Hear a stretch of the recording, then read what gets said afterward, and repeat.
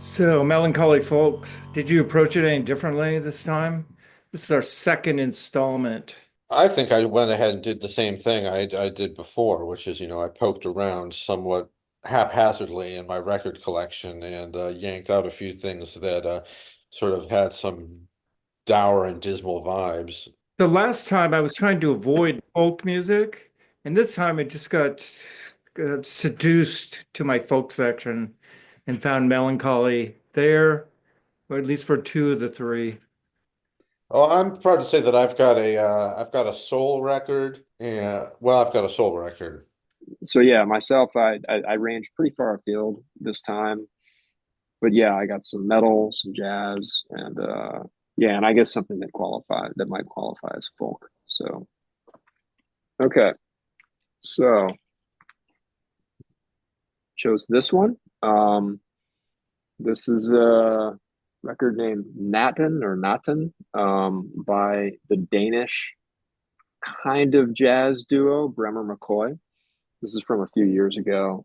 They've put out a bunch of records, all of which sound pretty similar. They have a very particular style. It sounds a lot like 70s ECM, maybe records, you would say. Um, it's basically a guy on keyboards of various kinds, acoustic and electronic, and a guy on a double bass. You could maybe compare it to like a non-corny Wyndham Hill record in some ways, if that makes sense. But yeah, the music it's a little ambient, a little neoclassical, kind of jazzy. There's maybe hints of dub in there too, but it's beautiful music. And overall, it produces, in me anyway, a pretty melancholy effect, sort of deliciously sad. Ethereal, enchanting, mesmerizing. This is maybe a more obvious choice. David Crosby's If I Could Only Remember My Name from 1971. I love this record. This is such a beautiful record. It was recorded, I think, up here in the Bay. And it's like an all-star late 60s, early 70s of the California sort of folk pop music scene. Most of the Grateful Dead play on this album.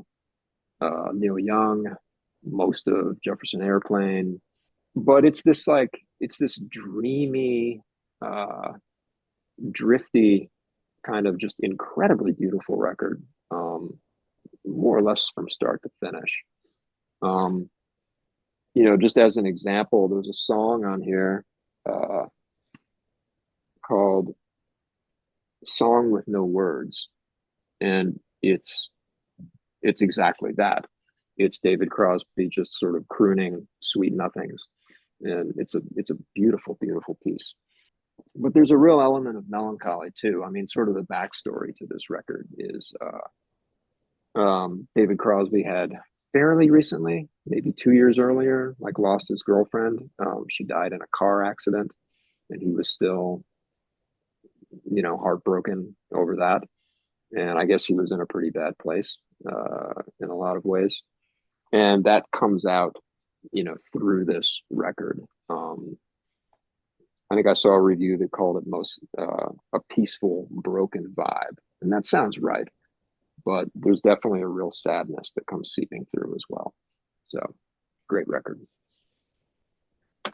And finally,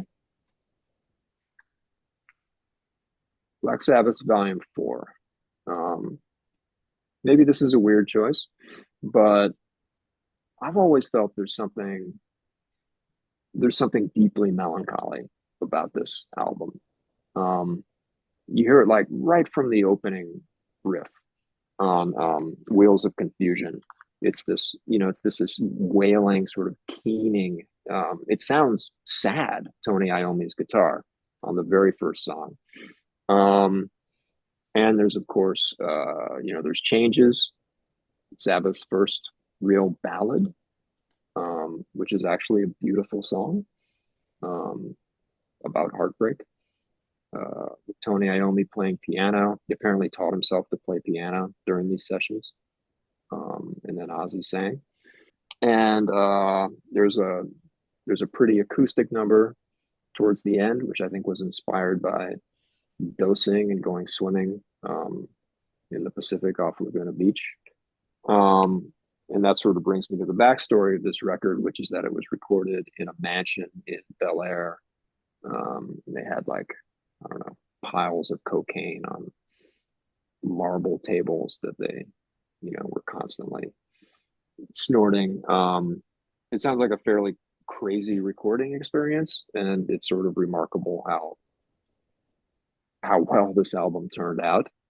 This is probably my favorite Sabbath album, and it's a really varied album. There's heavy songs, there's the lighter songs, but it also feels like there's something a little bit sad and something a little bit tired deep down as well. So this is an album with depth. And that's it. What do you got, Jackson? Oh my God. I got the Folk Lords, Release the Sunshine from 1968. This is a beautiful record. It's just smooth as hell, and it barely gets a temperature above 68 degrees. It's their soul album. They're from Toronto. But the songs are really well written, strong songs. It really fits into that psych folk category, but really maintains this summer of love sort of ethic throughout. It's a husband and wife team, and the three of them actually harmonize really well together, adds to the beauty. She plays auto harp, and there's the bass player here, guitar and vocals. They all sing, in fact. And then they hired a drummer to do this. It's a gatefold re-release by Light in the Attic. So another sign of quality. It's very laconic and haunting, especially with the vocals. And it also has a vibe of late 80s 4AD, Cherry Red Records, Creation Records. It reminds me a lot of Felt in its tone. It's not quite that hip, but it certainly got that going for it. Yeah, great record. And now this record is from my Canterbury selection, Robert Wyatt. This is his fourth solo record. Very interesting backstory to this. Robert Wyatt was part of Soft Machine, that Canterbury group that was proto-progressive, proto-prog, and he did the 3 or 4 records with them. Then they parted ways. He had Matching Mole. It was his solo band. And then he fell out of a window when he was drinking too much and became a paraplegic. And then he made 2 solo records before this, Old Rotten Hat, which is sort of self-depreciating of someone that is no longer useful or relevant. That's where the title comes from. And this is from 1985. It's very drony. Of course, he has a very distinctive voice, which has been described as ethereal, feminine, and like a singing saw. So it's a very strange voice. He uses really cheap organs, and it's pretty much him and the organ. There's occasional rhythmic percussion. He usually hires someone, but there is some percussion. He co-wrote one of the songs with the Eno, and he also has listed an instrument as the Enotron, which is Eno's voice that's been manipulated by electronics. It's basically an anti-war album. He has a song called East Timor, where the Indonesian army infiltrated East Timor. And it's an expression of left-wing anger in a very minimal expression. And this would be a great addition to any prog collection. It's very low-key, where his first 2 albums before this had sort of all-star bands rocking it up. So, and for my last entry, I picked Mountain Man, which is a trio of women from Vermont that sing a cappella. Occasionally there's a strummed acoustic guitar, but it's mostly a cappella, very unadorned. Also has great vocal harmonies. They all write, so the material is really strong all the way through, and it's got a certain characteristic to the acoustics because it was recorded in an ice cream parlor. So it's got natural reverb. Um, it got good reviews in the New York Times. This is a release from 2010. And then social media sort of picked up on it and became sort of popular because of that. But my interpretation is this is a reinvention of mountain music sung by forest spirits. And it can't be beat for that. It's haunting, it's beautiful.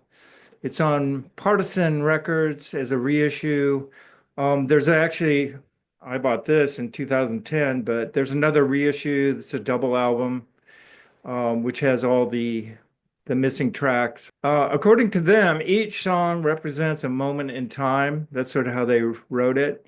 And in the meantime, they've recorded another record, which I haven't heard, and done a full record of Fiona Apple remakes. So as well as John Denver. So I won't hold that against them. Together? Yeah, they have a whole album of Fiona Apple. So, and that's it. I'm going to usher this on over to Eric. Let's see what we got here. First up, we've got a soul record produced by the inimitable and still active Swamp Dogg. This is from 1969. Doris Duke, great title, great apparel.